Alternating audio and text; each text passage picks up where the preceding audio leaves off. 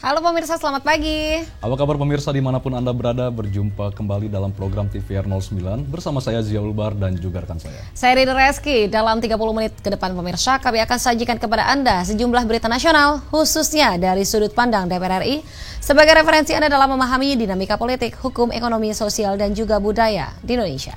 Dan pemirsa, inilah TVR 09 selengkapnya.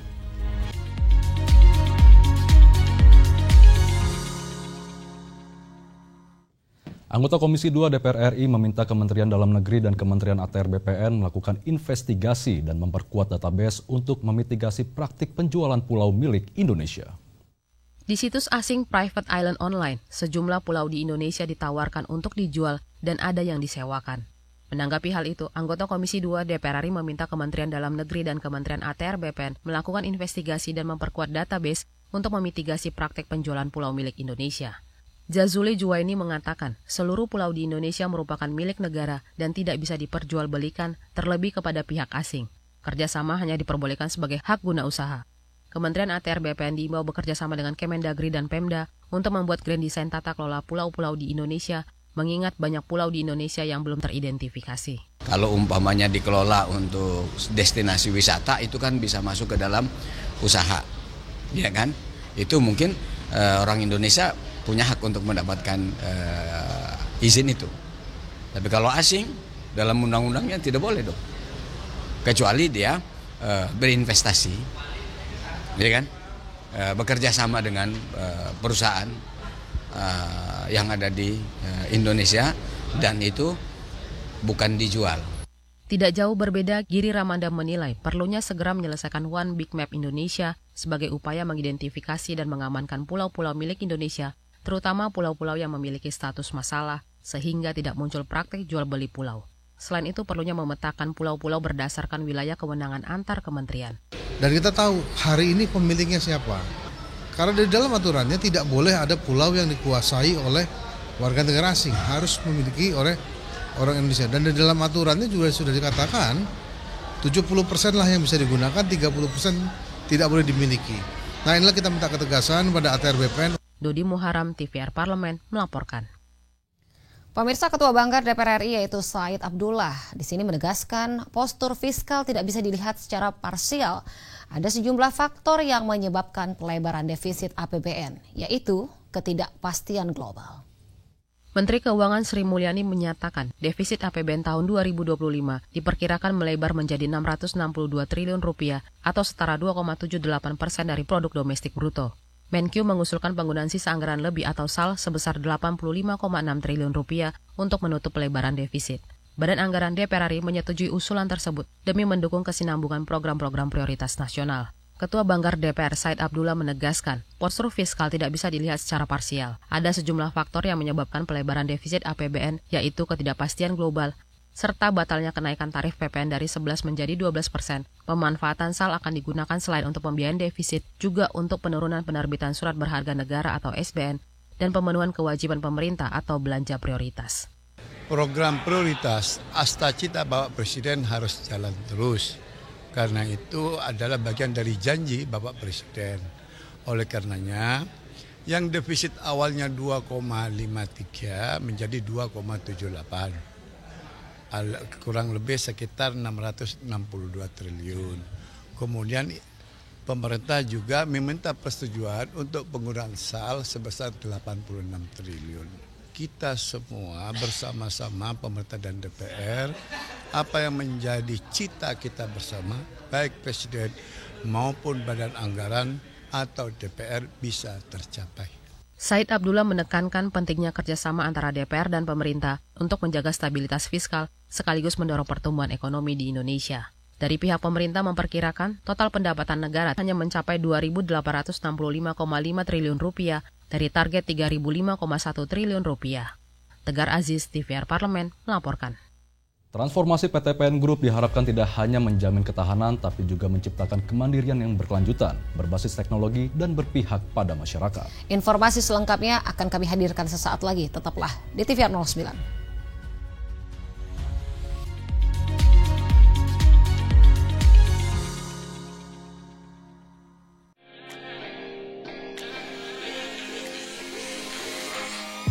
Kalau awal mula terjun ke dunia politik, karena saya ini sejak tahun 2000 jadi pilihannya Bu Mega, Presiden kelima, untuk menjadi perancangnya beliau. Sejak itu akhirnya saya jadi langganannya Bu Mega dan saya akhirnya menjadi teman beliau. Politik itu adalah kehidupan. Latar belakang manapun, termasuk yang memiliki latar belakang kesenian, kebudayaan, itu layak untuk menjadi bagian dari kerja-kerja politik.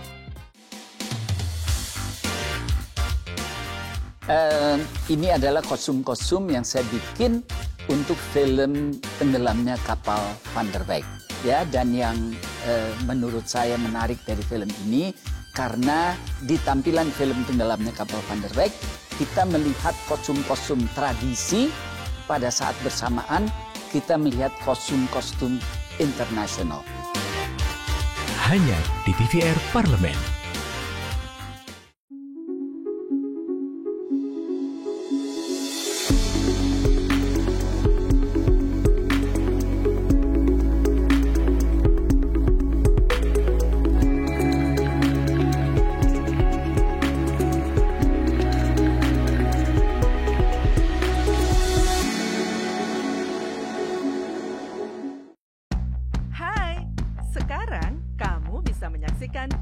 Program TVR Parlemen di First Media, channel 18 ya.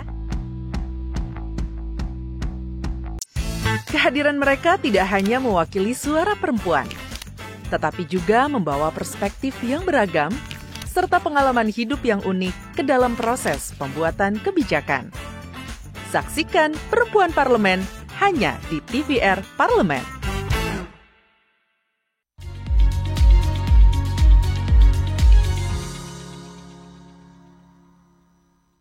Kita kembali di TVR 09. Anggota Komisi 6 DPR RI mendorong pemanfaatan teknologi terkini termasuk penggunaan drone dalam pemantauan lahan PTPN agar lebih efisiensi.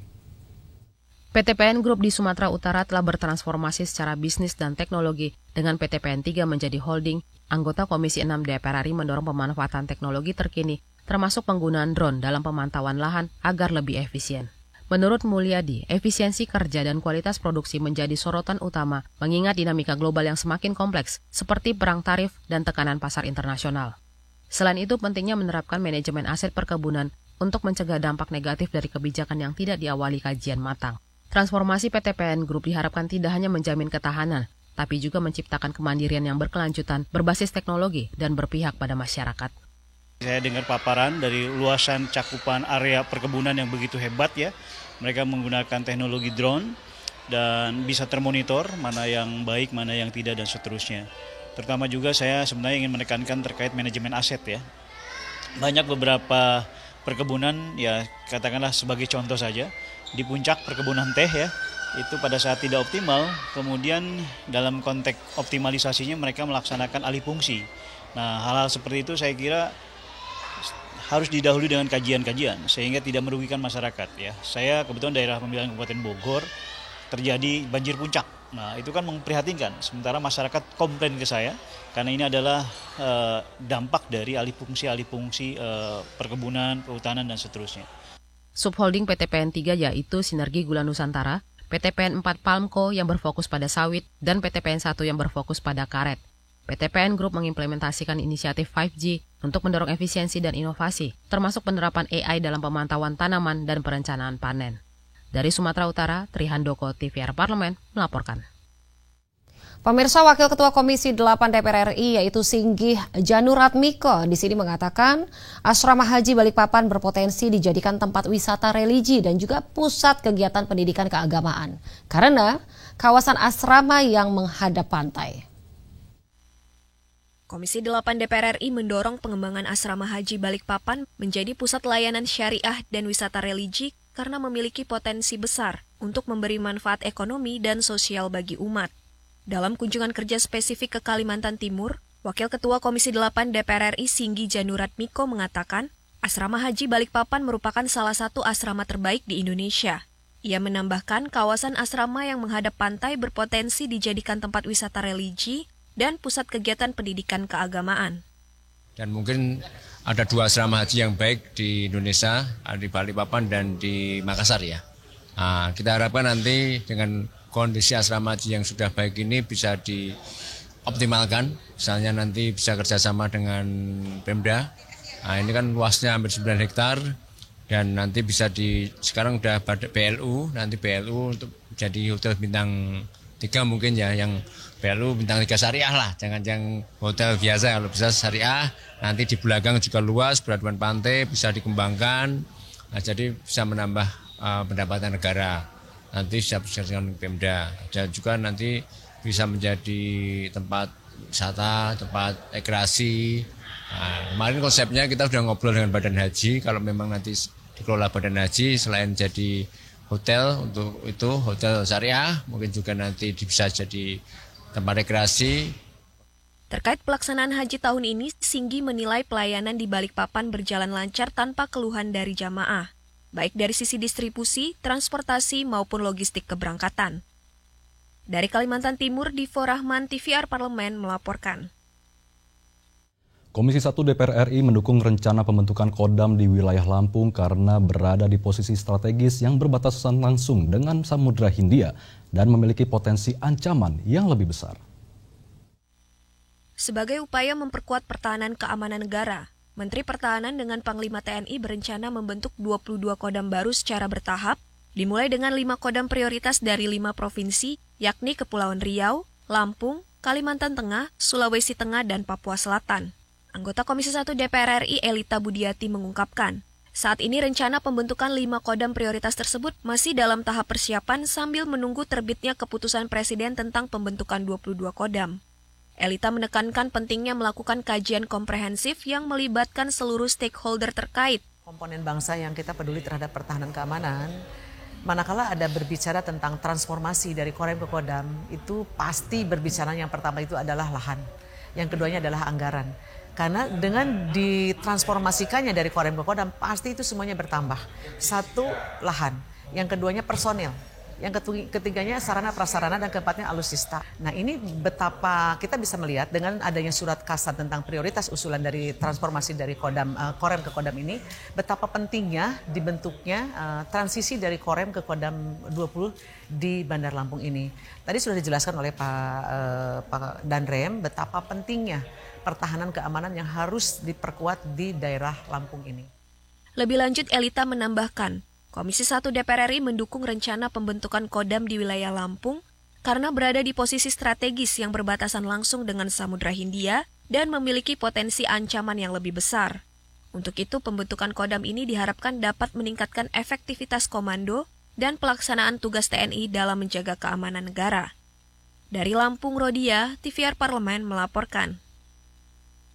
Pemirsa, Tol Kayu Agung yang seharusnya menjadi jalur penghubung penting di Sumatera Selatan dinilai belum layak digunakan. Terdapat banyak keluhan mulai dari kondisi jalan yang bergelombang dan rusak hingga minimnya fasilitas keselamatan.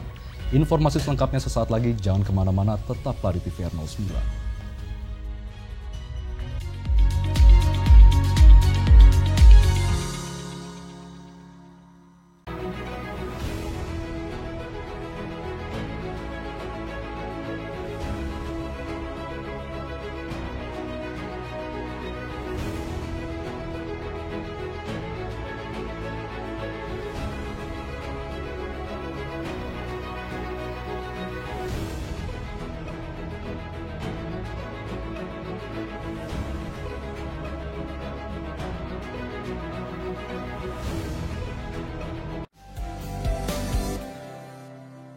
Apakah kita bongkar tambang nikel itu menguntungkan devisa negara akan melebihi dari spot wisata yang akan dikunjungi sekian puluh tahun oleh wisatawan. Jadi kalau sebenarnya tambang nikel itu kita bongkar habis, tapi mematikan spot wisata lain yang ada di Raja Ampat secara alami yang belum dikunjungi, maka sebaiknya nikel kita stop, spot wisata jadi fokus pemerintah. Raja Ampat ini menjadi salah satu ikon di Indonesia yang perlu kita jaga. Nah, betul, saya setuju. Kalau dengan kondisi seperti ini, artinya pariwisata sangat terganggu dong. Pasti. Nah, sehingga tidak semua kekayaan negara ini kita kuras habis dan kita tidak punya cadangan. Nanti di kemudian hari kita akan sadar bahwa anak cucu kita tidak bisa lagi membangun bangsa ini dengan sumber daya yang kita miliki. Presiden Prabowo secara tegas sudah mencabut 4 izin itu kita berikan apresiasi. Cuman satu yang saya minta, para pembantu-pembantu Pak Prabowo ya harus jujur itu. Paradigma kepemimpinan Pak Prabowo ini sudah lebih baik dan lebih maju ke depan untuk kepentingan Merah Putih, kepentingan bangsa Indonesia dan kepentingan rakyat Indonesia, lebih khusus ditekankan kemakmuran rakyat Indonesia. Makanya kan kemarin saya berani katakan bahwa aparat penegak hukum harus masuk untuk melakukan penelusuran dan pemeriksaan lebih lanjut. Dan harus terungkap, jangan tertutup, terungkap. Kalau kita ingin untuk kebaikan negara, terungkap, bongkar itu kasus itu. Begitu, karena IUP ini sudah jual beli.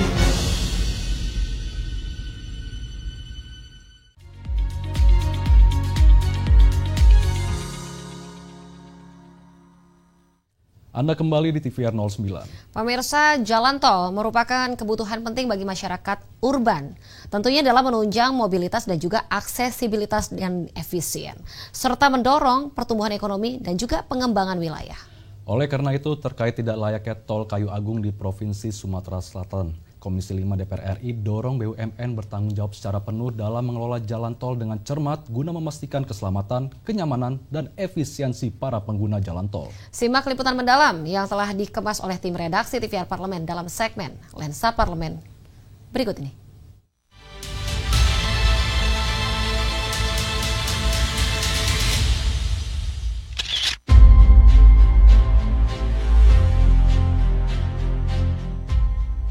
Jalan tol merupakan kebutuhan penting bagi masyarakat urban untuk menunjang mobilitas dan aksesibilitas yang efisien. Jalan tol tidak hanya mempercepat perjalanan, tetapi juga mendorong pertumbuhan ekonomi dan pengembangan wilayah. Untuk itu, kualitas dan keselamatan di seluruh ruas jalan tol menjadi hal krusial bagi pengguna transportasi. Dalam rangka menjalankan fungsi pengawasan terhadap infrastruktur dasar masyarakat perkotaan, Komisi 5 DPR RI meninjau ruas jalan tol Kayu Agung di Provinsi Sumatera Selatan yang dinilai belum memenuhi standar pelayanan minimum dan lemahnya pengawasan pembangunan jalan tol. Sehingga jalan tol Kayu Agung menjadi rusak dan bergelombang. Untuk menjamin keselamatan pengguna jalan, rambu dan lampu jalan harus segera dipasang dan membuka exit tol Kayu Agung secepatnya. Masyarakat itu mengguna jalan tol itu karena dia berbayar, dia mendapat pelayanan yang lebih baik daripada jalan yang reguler ya, yang tidak berbayar gitu. Nah, tapi kenyataannya beberapa ruas jalan memang standar sebagai jalan tol rasanya belum sampai kepada tahap tadi yang saya sampaikan. Yang harusnya semuanya itu kan harus diperhitungkan untuk kelayakan. Dalam tinjauan tersebut, Komisi 5 DPR RI banyak menemukan ketidaksesuaian pengelolaan standar pelayanan minimal di ruas jalan tol Kayu Agung. Badan Pengelola Jalan Tol atau BPJT harus membenahi semua kriteria agar memenuhi standar keselamatan dan kenyamanan pengguna. Selain itu, kesalahan konstruksi exit tol Kayu Agung harus segera dievaluasi dan dilakukan perbaikan. Ada beberapa exit yang memang sejak pembangunan jalan tol ini itu bersamaan. Peresmian itu sudah ada, tetapi exit itu tidak digunakan karena ada yang tidak beres di situ menurut kami, ya kan? Mungkin kesalahan konstruksi dan sebagainya. Maka itu tidak dan sekarang mau direkonstruksi baru exit itu. Ini kan sudah pemborosan. Jadi kalau kerugian itu kerugian negara. Komisi 5 DPR RI menegaskan, BUMN harus bertanggung jawab secara penuh untuk mengelola jalan tol dengan cermat agar tidak menimbulkan kesalahan konstruksi yang berdampak pada kerugian negara. Seluruh ruas jalan tol di Indonesia harus memenuhi SPM agar meningkatkan pelayanan kepada pengguna jalan tol, memastikan keselamatan, kenyamanan, dan efisiensi dalam berkendara.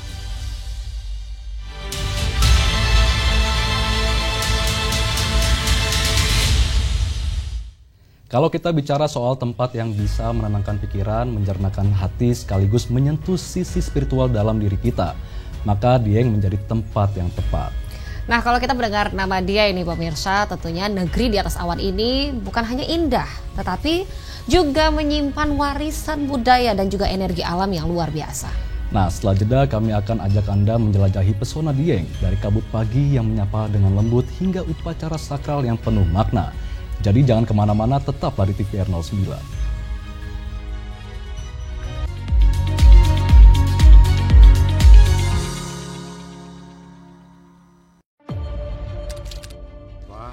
saya demi Allah saya bersumpah dan seadil-adilnya periode keanggotaan DPR RI hingga saat ini, yaitu terdapat 126 undang-undang yang telah selesai dibahas DPR RI. Terima kasih rekan Elisa dan juga Danina. Pemirsa,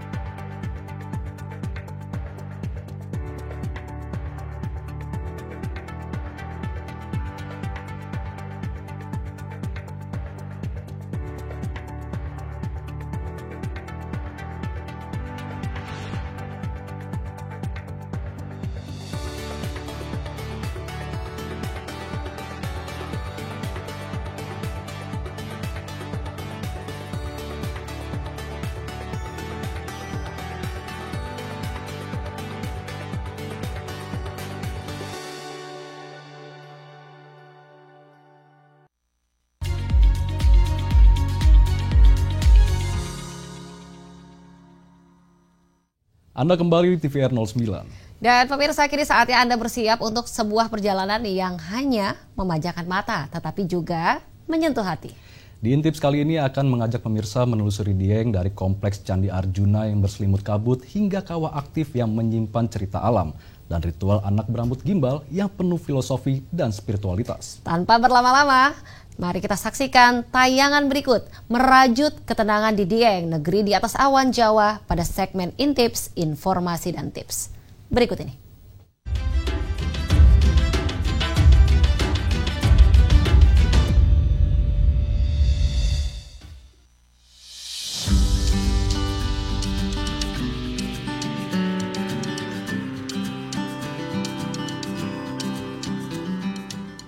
Selamat datang di Dieng, negeri di atas awan yang memendam ketenangan dan warisan budaya Jawa yang mendalam.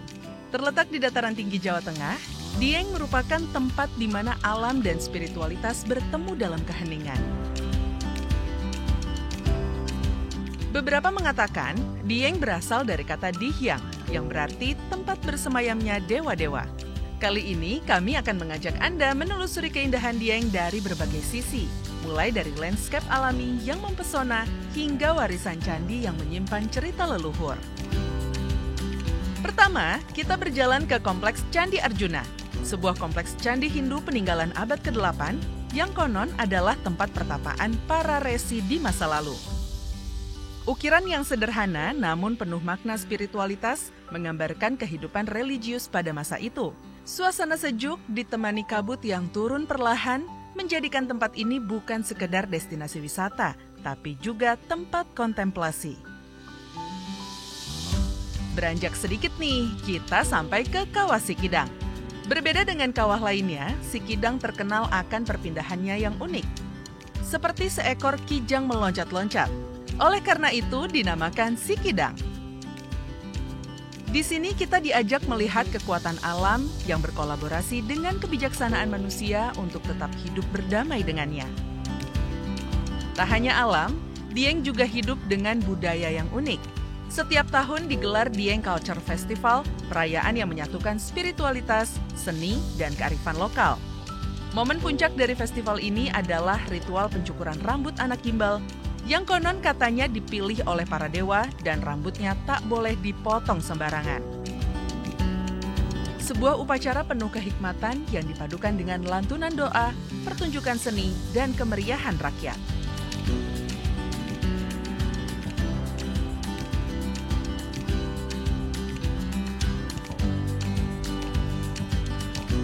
Dieng, Negeri di Atas Awan, adalah simfoni antara alam, sejarah, dan spiritualitas. Tempat di mana kita tak hanya melihat, tapi juga merasakan ketenangan yang menyusup ke dalam jiwa. Bagi yang mencari makna di balik perjalanan, Dieng adalah jawabannya.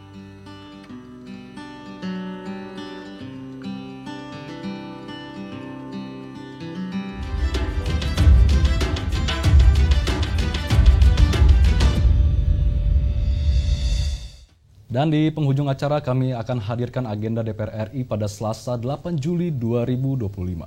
Tentunya pada selesai siaran ini pemirsa, tepat pukul 10 waktu Indonesia Barat akan ada rapat paripurna DPR RI dengan agenda pandangan fraksi terhadap rancangan undang-undang tentang pertanggungjawaban atas pelaksanaan APBN tahun anggaran 2024. Lalu pada pukul 13 waktu Indonesia Barat akan ada rapat kerja Komisi 6 DPR RI dengan Menteri BUMN dengan agenda laporan keuangan Kementerian BUMN 2024. Dan juga sejumlah agenda dan program lainnya dapat Anda akses melalui kanal YouTube TVR Parlemen melalui website tvrparlemen.dpr.go.id. Dan pemirsa TVR Parlemen, demikian TVR 09 edisi pagi ini. Segenap kru TVR Parlemen yang bertugas mengucapkan terima kasih telah menyaksikan TVR 09 pagi ini. Saya Zia Ulbar dan juga rekan saya. Saya Riri Reski, sampai jumpa di TVR 09 selanjutnya. TVR Parlemen, Referensi Indonesia.